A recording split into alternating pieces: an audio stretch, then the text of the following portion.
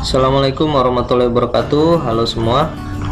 Untuk kali ini kita akan mencoba sharing pengalaman bagaimana kita memberikan assessment pada LMS. Nah, yang pertama kali kita lakukan adalah membuka halaman mata kuliah kita terlebih dahulu pada LMS atau pelajaran. Kemudian selanjutnya seperti biasa pastikan tone editingnya itu di on. Ini kebetulan dalam keadaan on.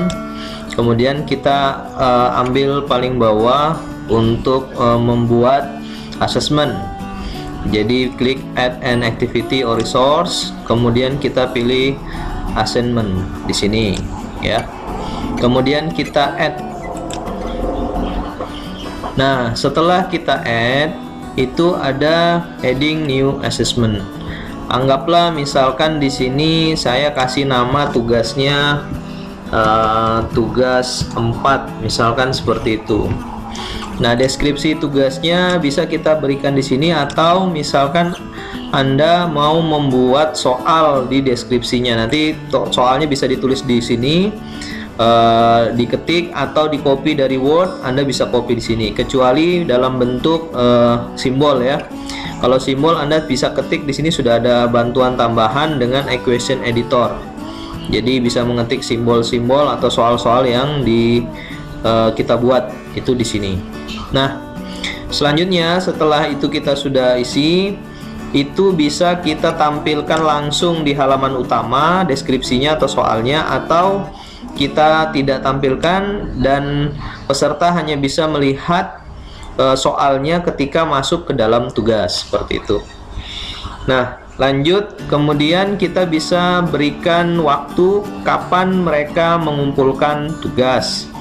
Misalkan saya ingin tugas ini nanti dibuka tanggal 23, atau misalkan tanggal 25 Oktober, saya ingin tugas ini dibuka tanggal 25 Oktober, mulai jam, misalkan dibuka mulai jam 8, dan terakhir pengumpulan itu misalkan tanggal 10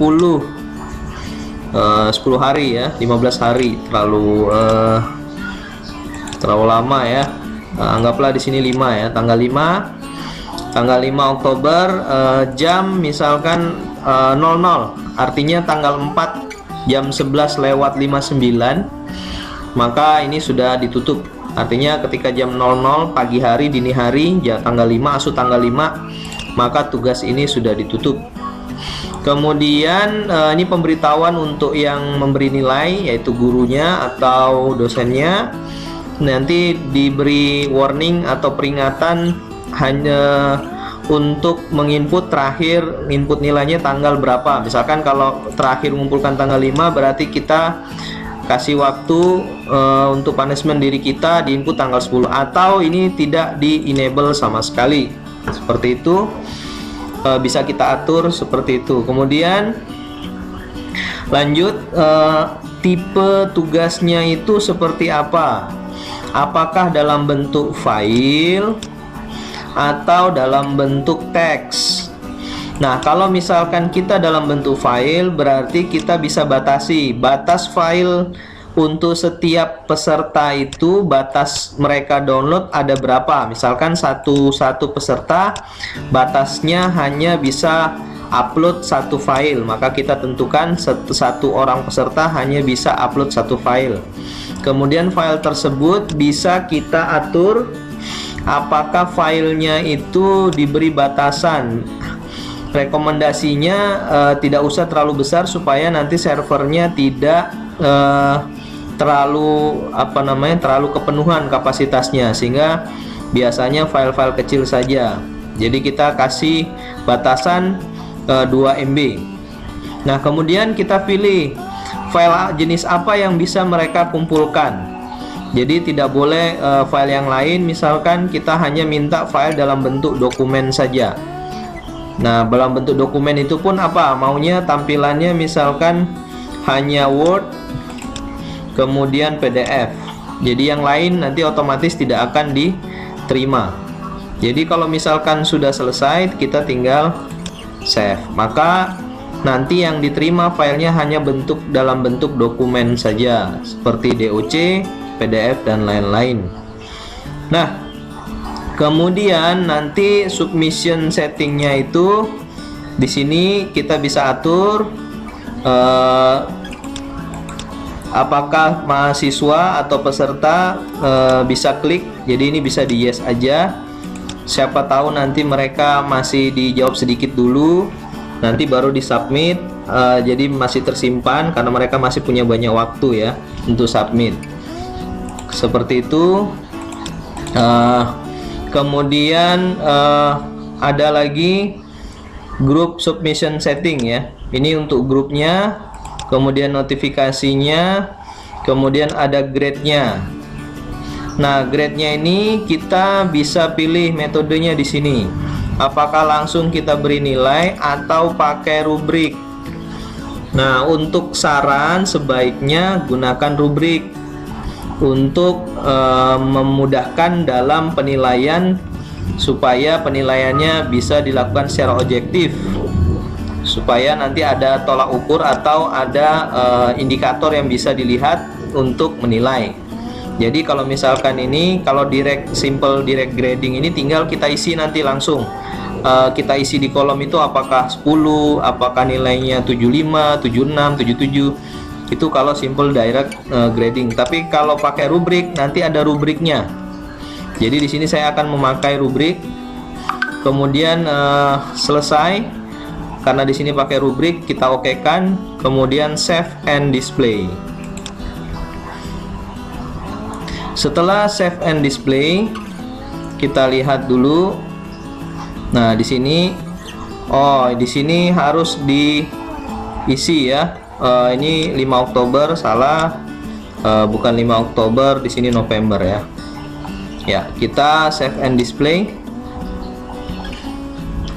Kemudian lanjut, maka di sini ada pemberian rubrik. Maka yang pertama diklik adalah define new grading from scratch. Jadi kita buat rubrik. Nama rubriknya apa? Misalkan di sini saya kasih nama rubrik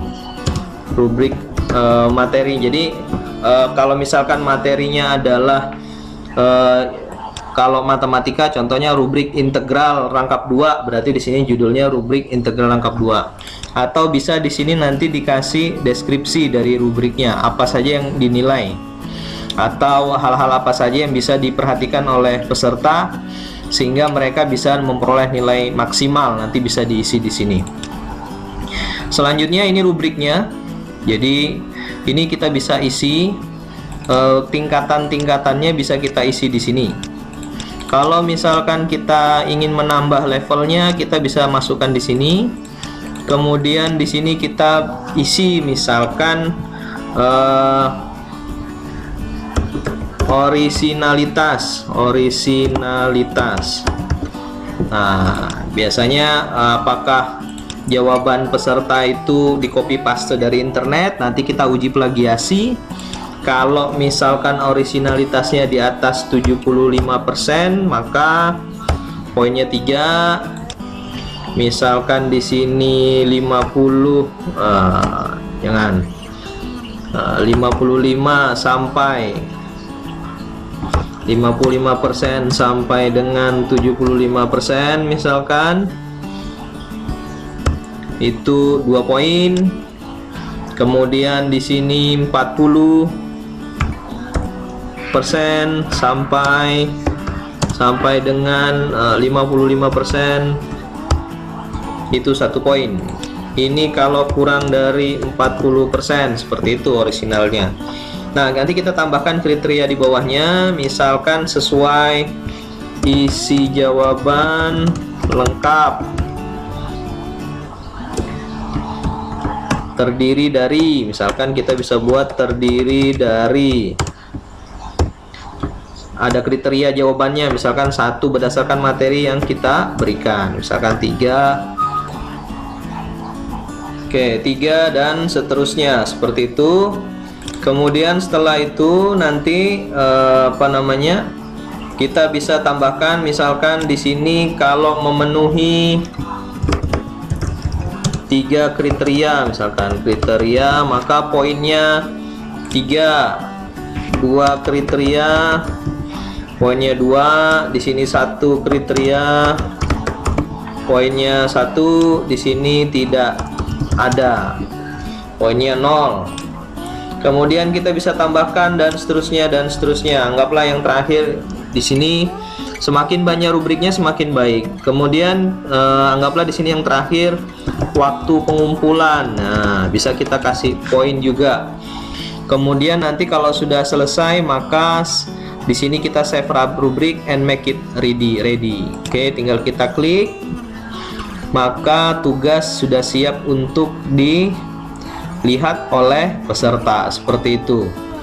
Nah, terus bagaimana untuk meriksa tugasnya? Ini saya ada contoh, misalkan. Oke, di sini kita pilih misalkan ada tugas 1 nih.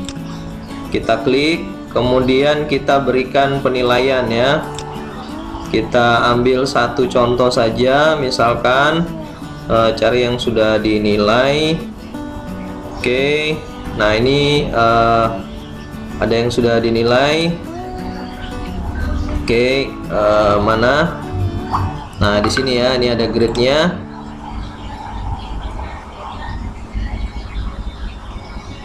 Oke, di sini ada rubriknya. Jadi nanti kita tinggal klik saja ya. Dari jawaban para peserta ini kita tinggal baca, kemudian kita scan. Misalkan, nah di sini saya ada feedbacknya.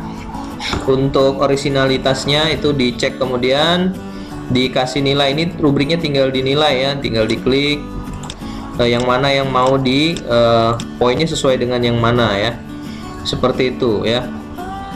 Nah, kalau sudah tinggal di save. Kalau misalkan sudah dinilai sesuai ini, maka tinggal di save. Setelah di save nanti akan muncul nilainya di sebelah kiri ini. Mungkin demikian untuk asesmen kita. Mudah-mudahan bisa bermanfaat. Terima kasih. Assalamualaikum warahmatullahi wabarakatuh.